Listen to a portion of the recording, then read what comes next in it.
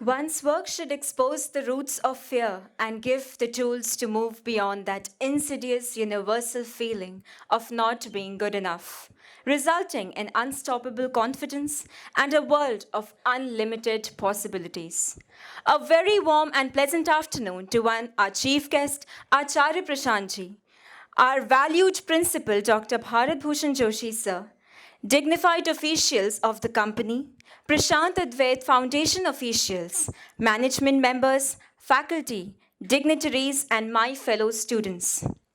Questions drive the peace in one's soul. Many questions arise in the minds of the youth which remains unanswered. We shall get the answers of many such questions today. It is an immense privilege that we have been given this opportunity to interact with such a renowned personality. It's an honor, sir. Limits do not define our diverse potential.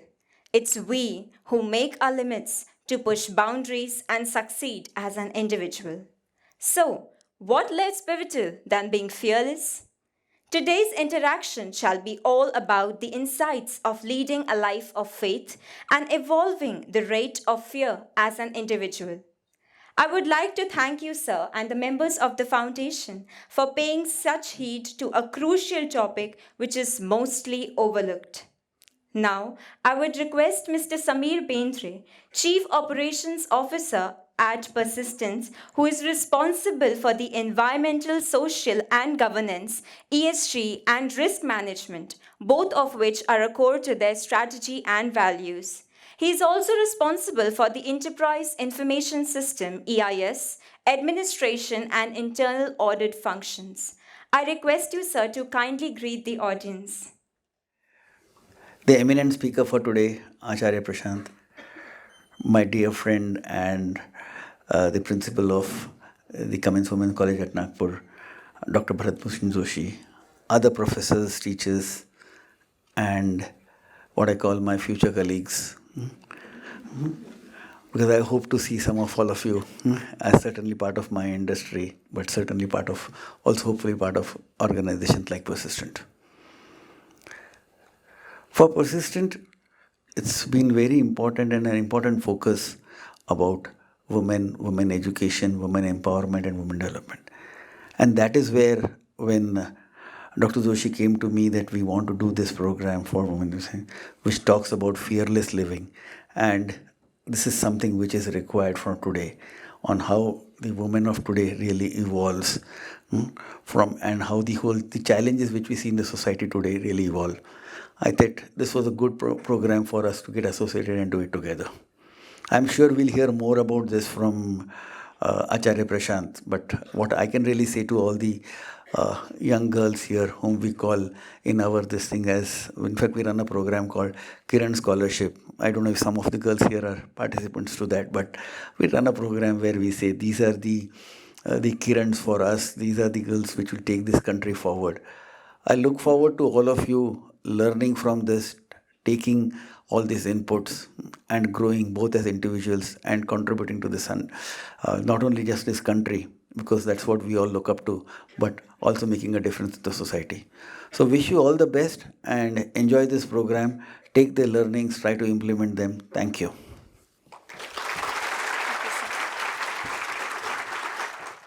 Thank you so much, sir. I now request our Dean Academics, Dr. Shandini Shastri, to give us the introduction about Acharya Prashant. Good afternoon to one and all present here.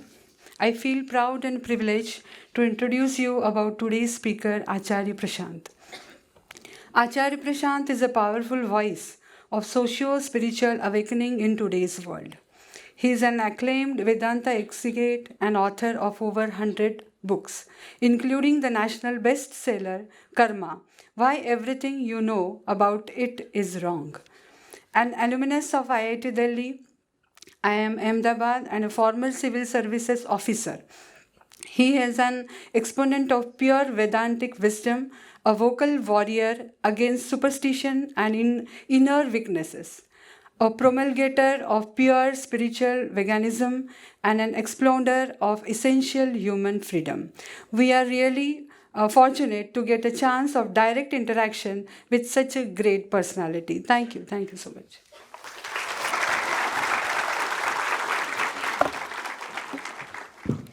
I now request Acharya ji, Principal Sir, and Mr. Samir Bendre to come up on stage for the lamp lighting.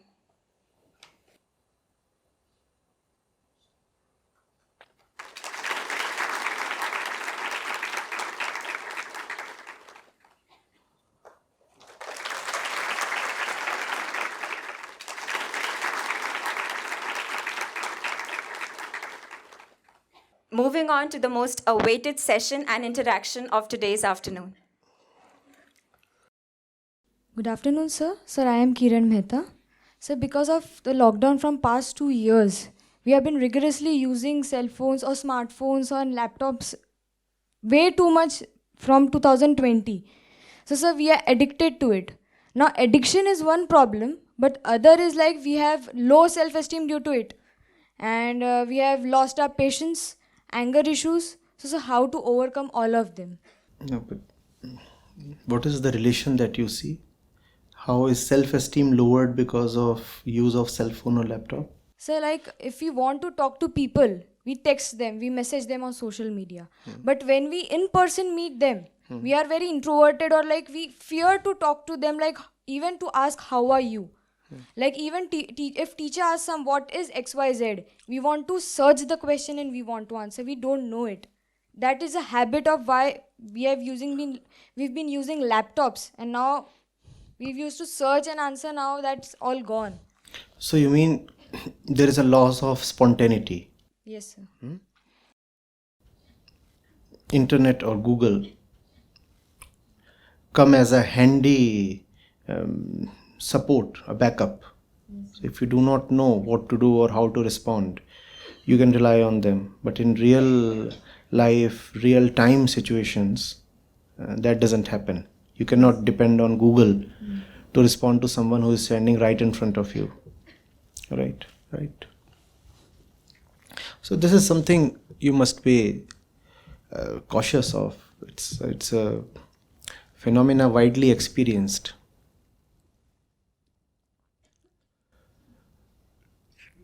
Technology cannot be a substitute for real life interaction. And planned statements or responses can never carry the authenticity of something that is spontaneous.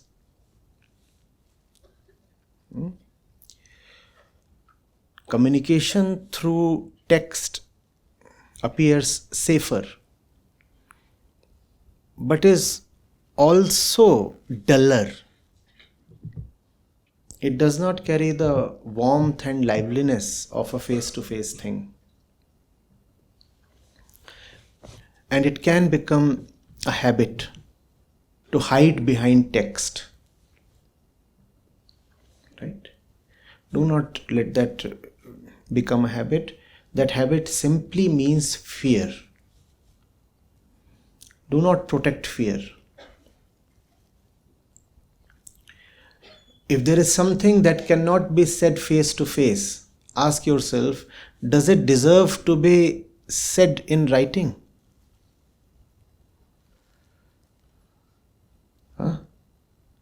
The same phone that you use to text people can also be used to talk. And it's not as if texting necessarily saves time. You can get into an endless exchange of text messages, and that can go on for 2 hours. Does that not happen? Text. And when you are not texting, you are waiting for the other's text. And WhatsApp is showing Rajiv is typing. And you are waiting. Yeah. What is he typing?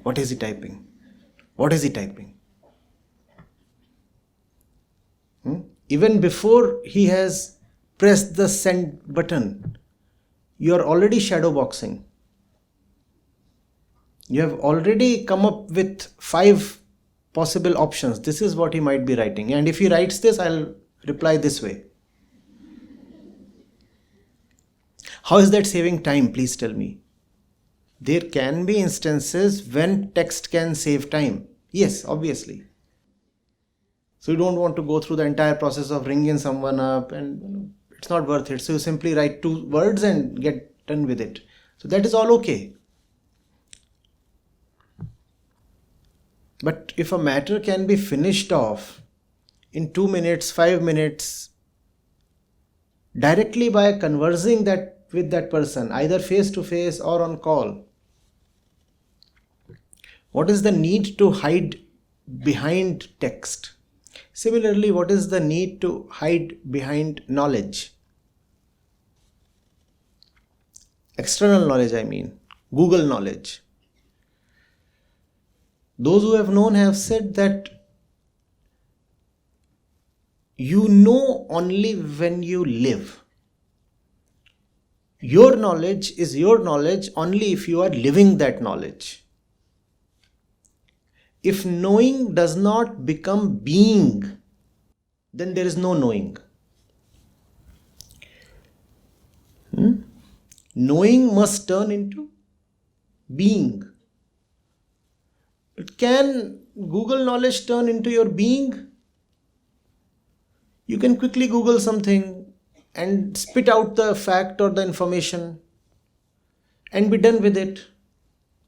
It will not become your life. It will not get into the depth of your mind. Won't help much. Use technology to your advantage. Do not use it to handicap yourself. Technology must be used to do what you cannot do.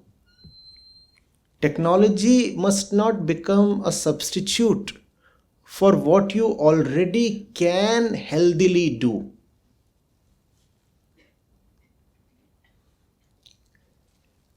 If I have the benefit of technology, what should I develop for myself? A car or a crutch? Crutch, you understand? What is crutch? The things that you use to assist yourself in walking. Baisakhi. Now you have these 2 feet already, but they cannot take you at 60 kmph. So let technology give you a car. The car is furthering your power now. It is furthering your ability. These 2 legs cannot take you beyond the speed. Instead, if you use technology to develop very advanced crutches with AI and feel proud of it, what have you done to yourself? Instead of augmenting the capacity of the legs, you have debilitated the legs. Maybe with your legs you were able to go at least at 10 kmph. Now with the assistance of technology you are going at 2 kmph. Now that brings us back to the fundamental question of who is the user of technology. And that's where internal liberation lies. No technology will be of use if you are internally not free, not luminous. Whatsoever is given to you, you will use it to your own disadvantage. You have heard the old story of the monkey with the sword, right? Those were bygone times. So all that the monkey could have was a sword. But these are times of advanced technology. The monkey can have an ICBM tipped with a nuclear weapon. What will the monkey do? The monkey has been given great technology. What will the monkey use it for? The same thing that his ancestral monkey used it for. What was the sword used for? The monkey was given the sword. Actually, he picked it up. Did he use it for any creative purpose?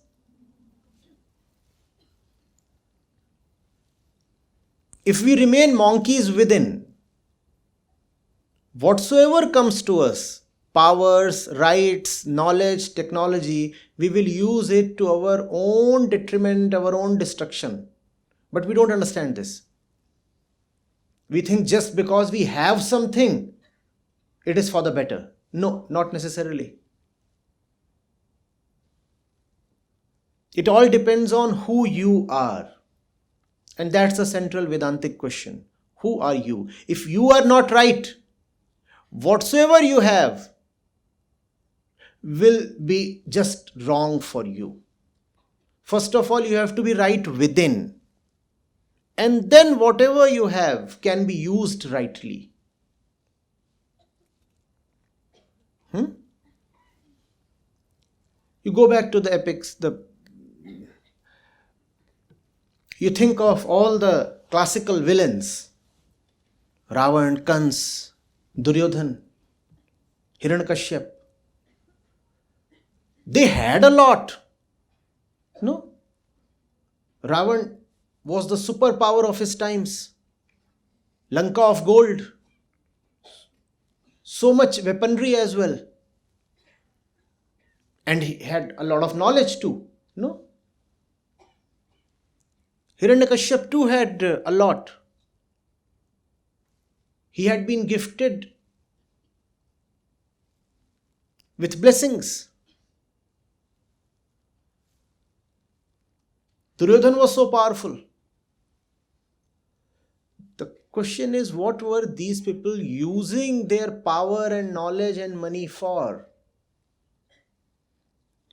Were they villains because they didn't have anything? Why are they still remembered as the topmost baddies? Why? Because they didn't have much? No. They had a lot, but were operating whatever they had from a bad center. So it's the center within that means everything.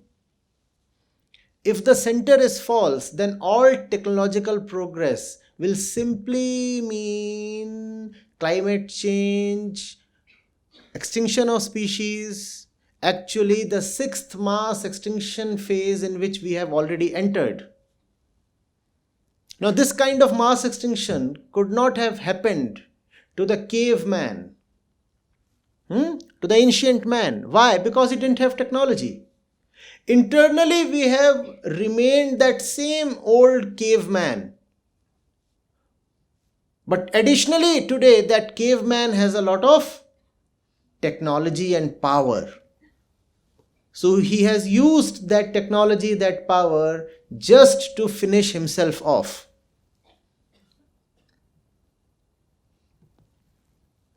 As you grow up, move through life, you will find technology taking even bigger strides.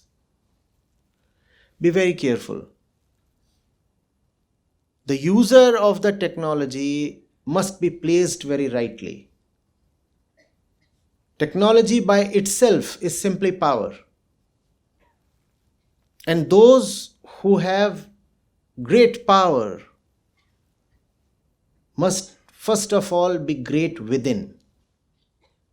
If you are not great within but have great power, the results will be very catastrophic.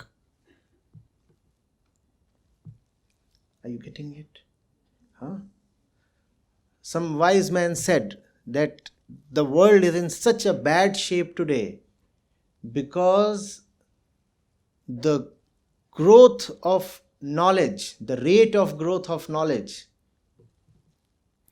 is many times more than the rate of growth of wisdom. You could replace knowledge with technology in this saying. Technology is growing at a scorching rate. No? You have newer versions of popular softwares being released every passing year. newer kinds of more powerful gadgets you are seeing every day in the market.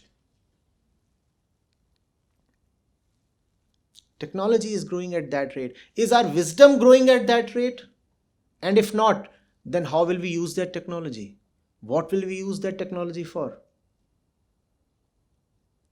Is this a difficult question to answer? Don't you see that this is an obvious thing that we should be thinking about? Instead, we do not find this question being taken up. We sing paeans to technology, to knowledge, to our growth, without devoting even 1% of our resources to our internal development, to the growth of wisdom. You could call that as spiritual growth. Not even 1% of our resources are devoted to that. So the mad monkey, we say, is being now handed over a nuclear tipped missile. Let's wait for the consequences.